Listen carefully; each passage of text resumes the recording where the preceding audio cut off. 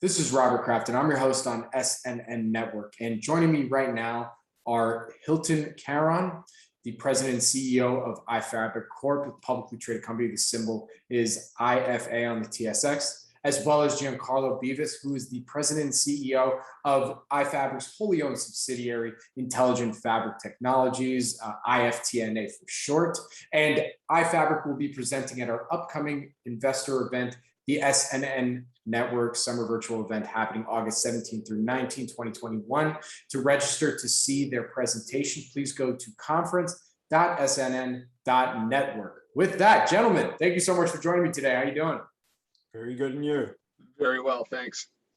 Very good. All right, so first off, this is our first time doing an interview together. So as is tradition, we always do a quick overview and history of the company. So with that, Hylton, I'll throw it to you to get us started here. Thanks, Robert, appreciate it. The quick overview, everything we have done has a textile application to it. So we have been a rather unique company in that everything we do is to do with the apparel and textile world. Through what has happened, we are certainly not a pandemic play. I'm going to hand over very quickly to IFTNA and Giancarlo. We've started in the infection and technology world in 2007. We way back then saw the importance of infection control in surfaces, primarily actually bacterial, not viral as what's happened in the world. And so we have spent over 10 years developing our technologies, and the success rate that our teams headed by Giancarlo is truly global and a phenomenal, what we've done to date.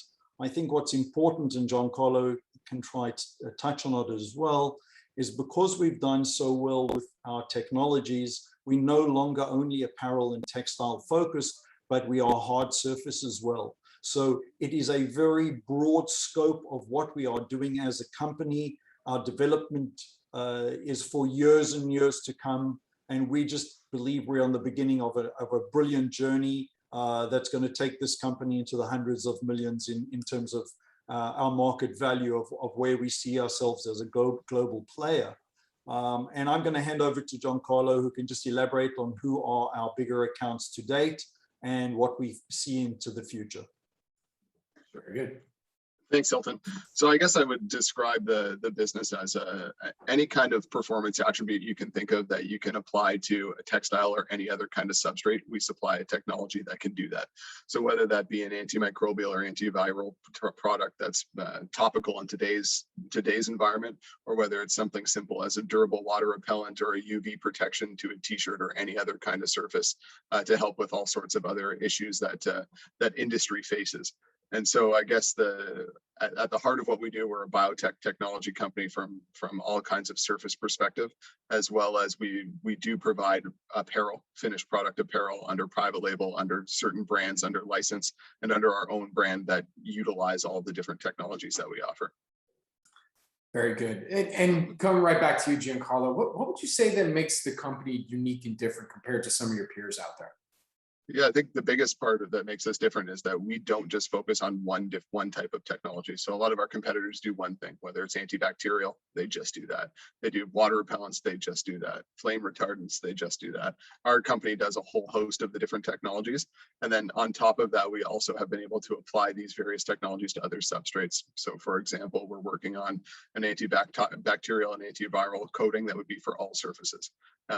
We've talked about it in the past, where we have some conditional approval from stadiums like the Dunedin spring training facility for the Blue Jays, some other corporate environments in the Toronto area, where we can create an active surface on any kind of product. So a handrail, a seat, a desk, whatever you can think of, we can treat it. And then the other side of our business is that we actually make the apparel utilizing the technologies. The other companies in our space don't have any kind of apparel experience. They sell a chemical into a dye house, and that's pretty much where it ends, where we take it all the way through.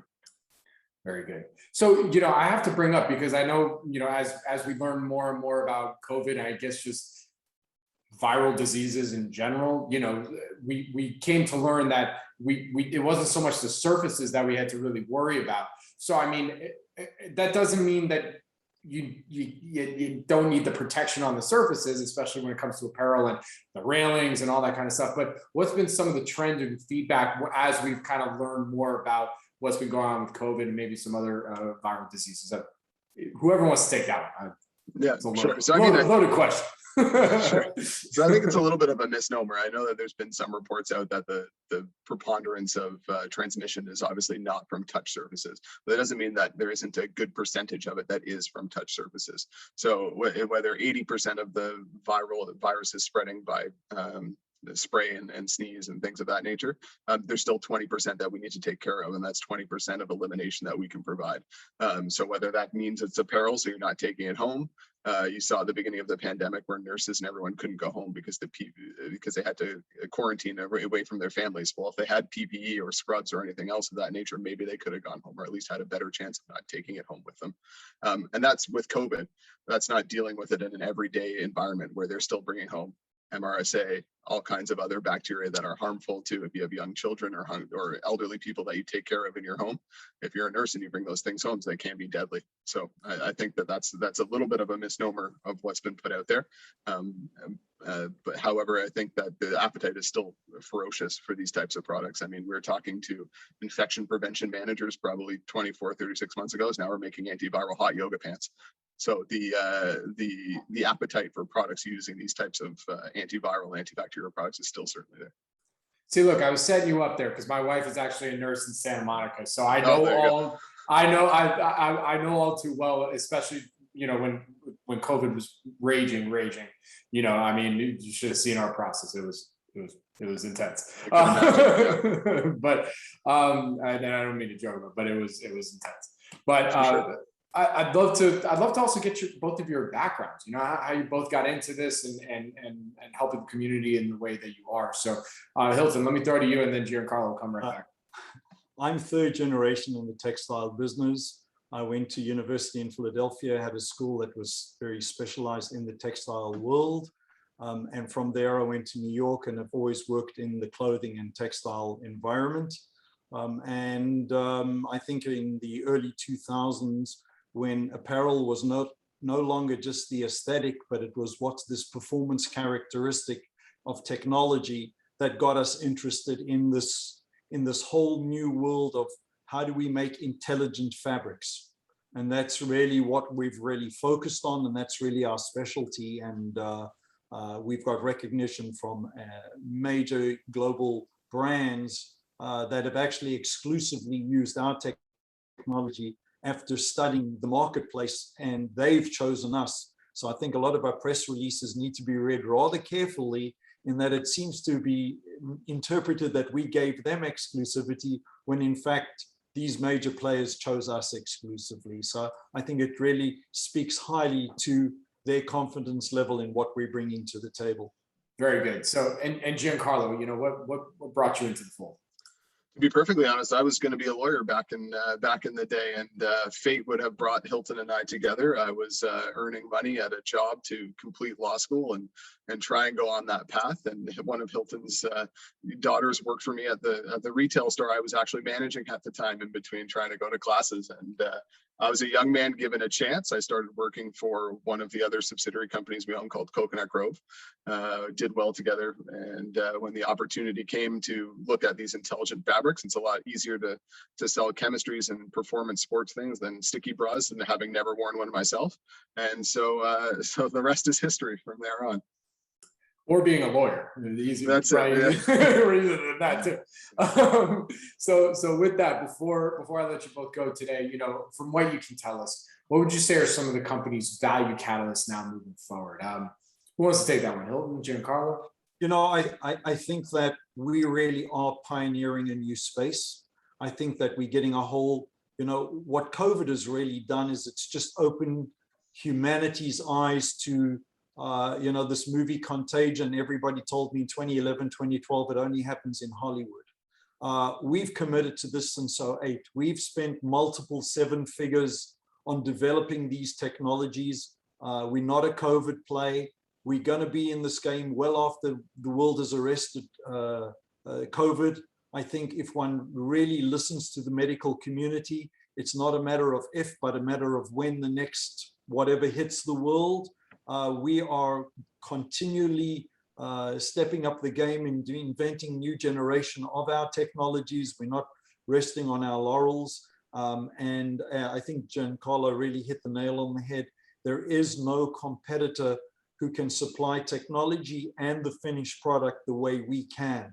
And so our growth potential of where we are today and where we see the future in the next few years, it's off the charts in terms of what we can do. We just did a public raise. We are financially in the best health the company has been in.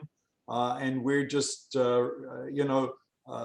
retail is reopened. So our customer base is really opened with great enthusiasm. So, watch our performance. You're just going to see us continue on a really good trajectory in the next few quarters and years to come. Yeah, and I think that the launch of our own brand that is slated for the near term here, I think that's going to be a real new driver for our business.